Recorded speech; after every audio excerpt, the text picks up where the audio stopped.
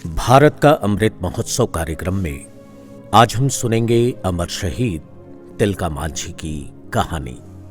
जब राजमहल संथाल परगना के चप्पे चप्पे पर फिरंगी छा गए और तत्कालीन अंग्रेजी सरकार उसके जमींदार, महाजन और अमलों की सांठ कांट से उस क्षेत्र के मूल निवासी आदिवासी संथालों की खून पसीने से अर्जित खेती तथा निवास की भूमि को जबरदस्ती हड़प कर उन पर तरह तरह के अत्याचार करने लगे, तब संथाल जनजाति के लोग 30 जून 1855 को संथाल परगना अंतर्गत साहिबगंज जिला के बरहेट नामक स्थान के पास हजारों की संख्या में हथियारों से लैस एकत्र हुए तथा सिद्धू और कान्हू, चांद और भैरव नामक सगे भाइयों ने भी खुलकर इनका साथ दिया। शहीद तिलका मांझी भी इसके प्रमुख सहयोगियों में थे, जिन्होंने अंत तक बड़ा ही दिलेरी के साथ इसका साथ दिया और शहादत पाई। इन विद्रोही संथालों ने एक लंबी अवधि तक अंग्रेजों तथा उनके गुर्गे स्थानीय जमींदारों, महाजनों से जमकर लोहा लिया और अनेक स्थानों पर उन्हें भारी शिकस्त दी। कालांतर में यद्यपि कंपनी प्रशासन द्वारा विद्रोह दबा दिया गया, किंतु आजादी के दीवाने उन बहादुर संथालों ने अपने अप्रतिम शौर्य व अनुकरणीय बलिदान के द्वारा भारतीय स्वातंत्र्य आंदोलन के इतिहास में कुछ स्वर्णिम पृष्ठ जोड़े, जो आगे चलकर सन 1857 के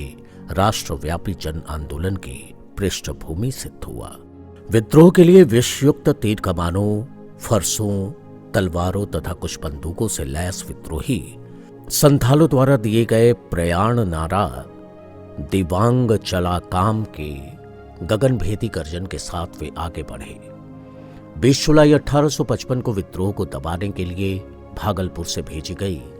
अंग्रेजी सेना की टुकड़ी के साथ उनकी जबरदस्त मुठभेड़ हुई, जिसमें अंग्रेजी सेना को पूरी तरह मुंह की खानी पड़ी तथा कहलगांव, पीर पैंती से लेकर राजमहल और रानीगंज तक विस्तृत भाग संथाल विद्रोहियों के प्रभाव क्षेत्र में रहा।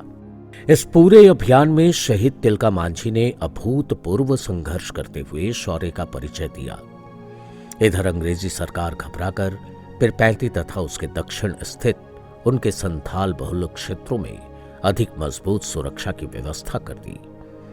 इसी क्रम में तिलका मांझी भी गिरफ्तार कर भागलपुर लाए गए, जहां उन्हें सैंडिस कंपाउंड के पूर्वी कोने पर स्थित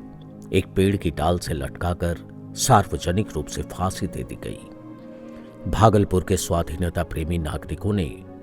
उस समर शहीद के पुण्य स्मृति स्वरूप फांसी स्थान स्थित मोहल्ले का नामकरण ही उनके नाम पर कर दिया और अब तो तिलका मांझी चौक पर प्रस्तर प्रतिमा भी स्थापित हो चुकी है,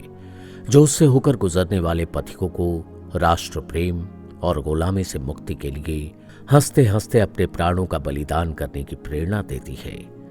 इस शहीद के बारे में अन्य कई आख्यान प्रचलित हैं, जो अतीत के गर्भ में हैं। आवश्यकता है उन्हें ढूंढ निकालने की,